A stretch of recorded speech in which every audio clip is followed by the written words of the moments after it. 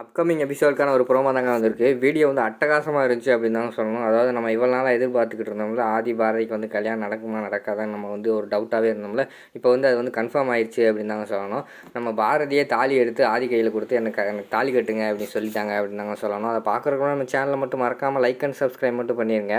அதாவது ஃபஸ்ட்டு எடுத்தோடனே அந்த ரவுடிங்க வந்து நம்ம ஆதியை வந்து கொலை பண்ண வராங்கள, அந்த நேரத்தில் பாரதி வந்து ஓடி வந்துடுறாங்க. ஓடி வந்துட்டு நம்ம ஆதி வந்து அங்கே நின்றுட்டு இருக்காங்களா, அவங்கள வந்து பாரதி வந்து காப்பாற்றிக்கிறாங்க. காப்பாற்றினோடனே அந்த ரவுடிகளை வந்து தப்பிச்சு போகிறாங்க. உடனே நம்ம பாரதி வந்து கார் எடுத்துகிட்டு போய் ஃபாலோ பண்ணிட்டு போய் அந்த ரவுடிகள்லாம் அடித்து வெளுத்து கட்டிக்கிட்டு இருக்காங்க அப்படின்னு தாங்க சொல்லணும்.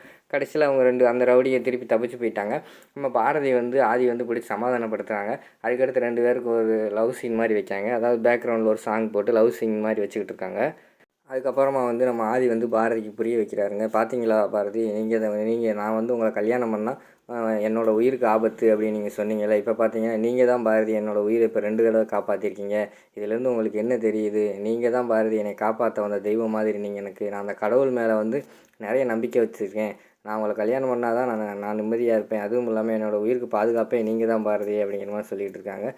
எனக்கும் இப்போ தான் ஆதி கொஞ்சம் கொஞ்சமாக புரிய வருது எல்லாமே அப்படிங்கிற மாதிரி பாரதியும் சொல்லிக்கிட்டு இருக்காங்க. உடனே ஆதி வந்து கேட்காங்க, என்ன பாரதி விளக்கெல்லாம் போட போனீங்களே, போட்டிங்களா, என்னாச்சு அப்படிங்கிற மாதிரி கேட்காங்க. உடனே பாரதி நடந்து சொல்கிறாங்க, விளக்கு போட போனேன்ல, அந்த நேரத்தில் தான் உங்கள் உயிருக்கு ஆபத்து அப்படின்னு வந்து எனக்கு யாரோ சொன்ன மாதிரி இருந்துச்சு.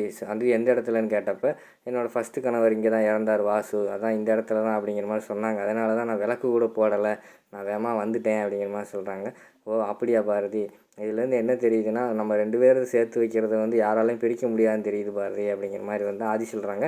உடனே பாரதி சொல்கிறாங்க, ஆமாம் ஆதி, இனிமேல் யார் வந்து நம்மளை தடுத்தாலும் நான் வந்து உங்களை விட்டு போக மாட்டேன் ஆதி. இப்போயே என்னை வந்து நீங்கள் கல்யாணம் பண்ணுங்க அப்படிங்கிற மாதிரி சொல்கிறாங்க. இப்போ எப்படி கல்யாணம் பண்ணுறது அப்படிங்கிற மாதிரி வந்து நம்ம ஆதி கேட்காங்க. சுற்றி முற்றி பார்க்காங்க. அதுக்குள்ளே ஒரு கோயில் இருக்குது. கோயிலில் வந்து அந்த சாமி கழுத்தில் ஒரு தாலி இருக்குது.